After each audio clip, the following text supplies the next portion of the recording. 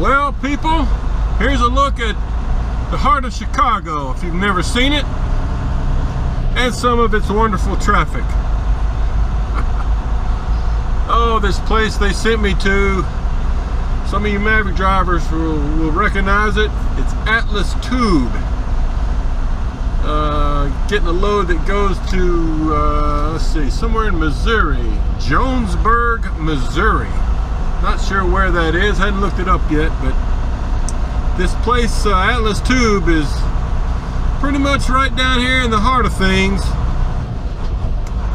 Not the best place to have to get to, but anyway, thought I'd show you a little bit of this footage as I go into town. Alright, later. Alright, ladies and gentlemen, I have arrived at Steel and Pipe in Jonesburg, Missouri, and just showing you, this is the back side of their building. Had to drive around and back into this door right here, door number 3. If you're if you're a fan of The Price is Right. Is that show still even on? Okay, so I've never delivered to this place before, but I have delivered to several steel and pipe locations. You know, they just look around, they handle all types of steel beams, shapes, tubing, squares, flats, big construction items. So here's my trailer. This is my load. It was covered with 2 layers of plastic. And then I had to drape 2 of the canvas tarps over. You have to make sure to put canvas tarps over these corners and edges. So it took, a canvas tarp over this end and to cover this part, and then another canvas tarp down here to cover the edges on this right here and the back. And then 2 of my steel tarps. So they had me untarp outside, and I took most of my straps off, and then took the final 2 straps off once I got in here. But what they'll probably do here is, looks like they have cranes with chains. They'll loop that around each end, lift it off. Sometimes they have Mac cranes, but here's my friendly unloader, checking the items in, probably getting some ID tags, so they go into inventory, I would expect. Alright, so I guess I'll just wait and see where they send me next. There's a CertainTeed roofing shingle plant about 3 miles down the road. I've picked up there before. Hopefully that's where they send me next, because that would be super easy. But let me get up here and get a view from the top. What's your name? Mason. Mason? Yeah. How long have you worked here, Mason? This is my first year. Okay. In February. All right. Getting to be an expert with the overhead crane, I suppose. Oh yeah.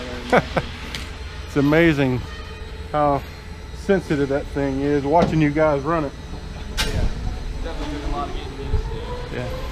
Not to run it into anything. I'm just noticing the tubing on this side goes all the way to the end. It's just one piece, but the other side, it's 2 sections.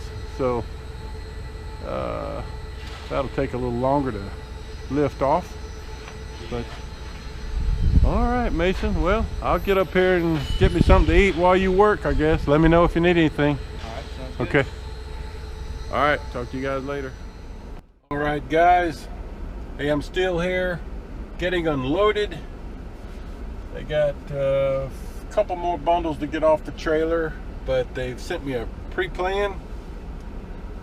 So I was hoping I'd be going like 3 miles down the road to the CertainTeed plant, but that's not the case. I'm going to Boonville, Missouri, which is about an hour and a half west of here, to pick up some fiberboard panels. I've been to this place a couple of times before, so I know how it works. And it delivers in Hampshire, Illinois, which is up west of Chicago a little bit. I think I've been there before too. So when I get unloaded here, I'm gonna scoot down the road about 4 miles to the Flying J, get some fuel, and hit the road, get to this shipper. I'll try to get you some of that load, footage of that load once I'm there. But it's supposed to be storming this afternoon. In fact, it looks like it could start pouring rain any minute now. So we'll see how it goes. Later. Hey guys, before we leave here, I'm going to try to get some footage of Mason here lifting some of these bundles of steel. He just took this one off the trailer and hoisting it on down the warehouse.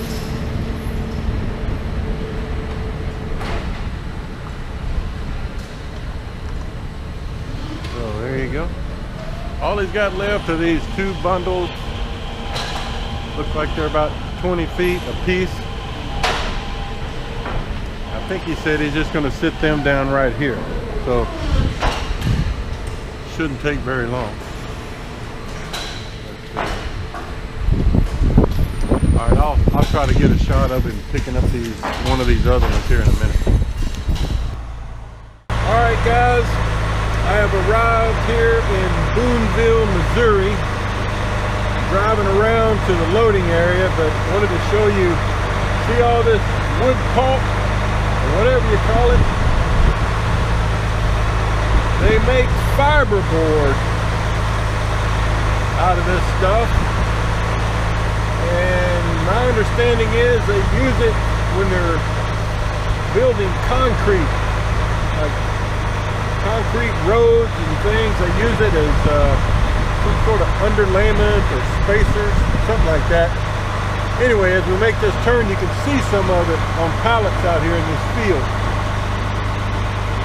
But anyway, let me get checked in here, see where they want me to park. Usually this is a pretty quick load, but I'll get back to you shortly. All right, guys. I was going to show you a little bit. They got me lined up here and ready to load, but they take these little slats of fiberboard and put them on here, and that's what they set these pallets on. So all I got to do now is wait and let them start setting these pallets on here, and then I can start throwing straps. And basically, it's a lot of straps with edge protectors, no tarping. So just giving you a look around.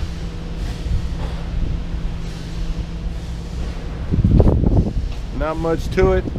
They make fiberboard. So let me try to get a picture of him loading some of these. Hopefully he won't mind. Always a good quick load here. Hold on, let me get to the other side.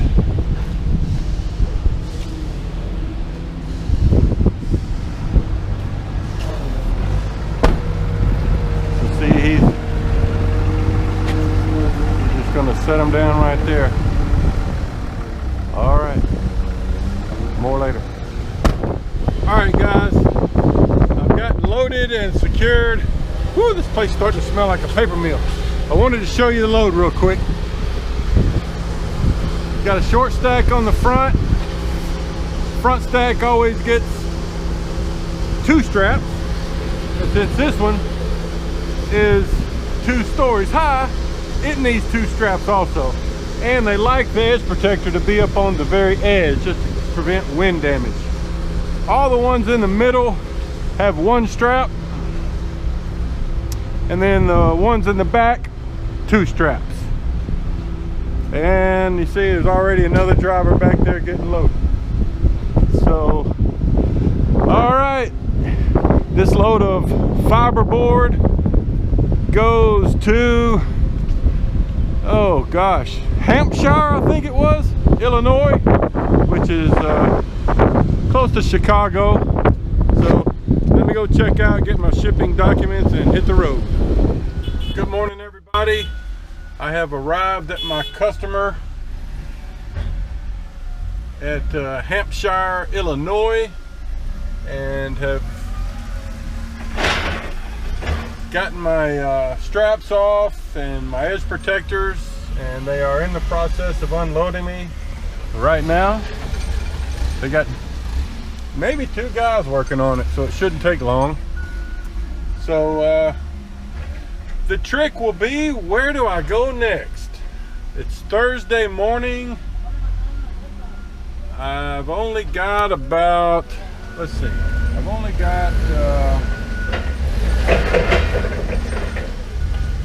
16 hours left on my 70-hour clock, and I'm about 12 hours from home, so that doesn't leave a lot of time to go get another load. It's doable, it's doable. So I'm anxious to see, hopefully they send me a load not too far away, or even south of here, that goes to Texas or Oklahoma, something that'll get me home. So all right, there's something I wanted to show you guys, if I can get a break here to get out of the vehicle. I wanted to show you guys my edge protector tool. You'll need to make yourself one of these, but basically you can get some of this PVC pipe from Lowe's, Home Depot, and a connector. The trick is to cut the opening right here so that it's wide enough that you can get the edge protector in and have a little extra room, so it'll wiggle off of there. But that's the edge protector tool. Not only did I have to use it to put the edge protectors on yesterday, but I had to use it to reach up there and knock them off. So you need one of those. You need one of those. All right, so they got a guy working on that side and a guy working on this side. So should be empty here in a minute. I'm gonna get busy helping them get these little runners off the bottom. So all right, more later. Okay, as I was saying, I've made it to Saukville, Wisconsin. I picked up at this place once before. They make a coiled rod, or what we call slinkies. I'll give you a picture of some of it. I got a line up over there against that wall where that other truck is pulling up to now. But you can see they got a lot of trucks waiting. And there's some of the product over there.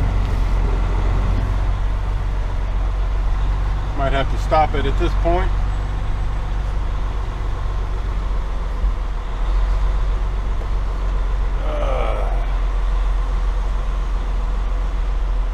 Alright. Yeah, I had another Maverick driver come up and ask me about the setup. But anyway, you can see up ahead there, that truck up against that wall there is about to get loaded, and that's where I'll be pulling up to next to get loaded. You can see some of the product over there. So yeah, and then we'll have to pull off to the side somewhere and do our strapping and all. The thing about this load that puzzles me is, you know, from where I was in northern Illinois, Hampshire, Illinois, I think it was. It took me over 2.5 hours to get here, you know, north, driving north, away from me getting home, you know, and I only had like 15 hours on my weekly clock in order to try to get home. So in my view, coming up here to get loaded is going to take a good at least 5 hours of me, you know, 2.5 getting here, 2.5 to get back down toward the Chicago area where I can hit 57 and go back home. But I may not have time.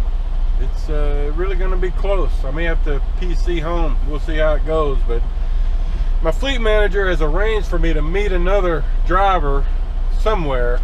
He's got to get loaded somewhere up near Chicago, and we'll have to try to meet up somewhere. But even with that, it's going to be close on the timing. Really tough.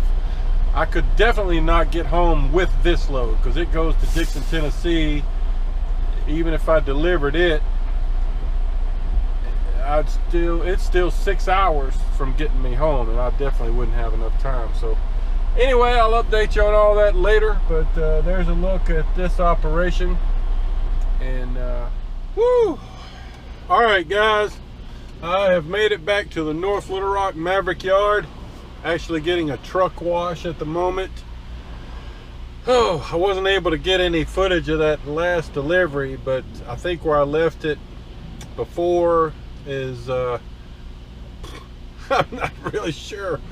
But I did a load swap to try to get me back in position where I could get home. It's been a tough day, but I had a delivery in Paragould, Arkansas. I did about 3.5 hours ago. I actually ran out of time on my clock and had the PC there about the last half hour, and then they deadheaded me home. So made it home. Long day, long week. So I'm empty. I'll come out Monday morning and get back on the load board and have to go pick up a load somewhere around here, unfortunately. But anyway, that's it. I'm going to swing around to the supply, the equipment barn, and see about getting a couple of tarps swapped out. And then I'm going to sign off and go home for the weekend. See you Monday.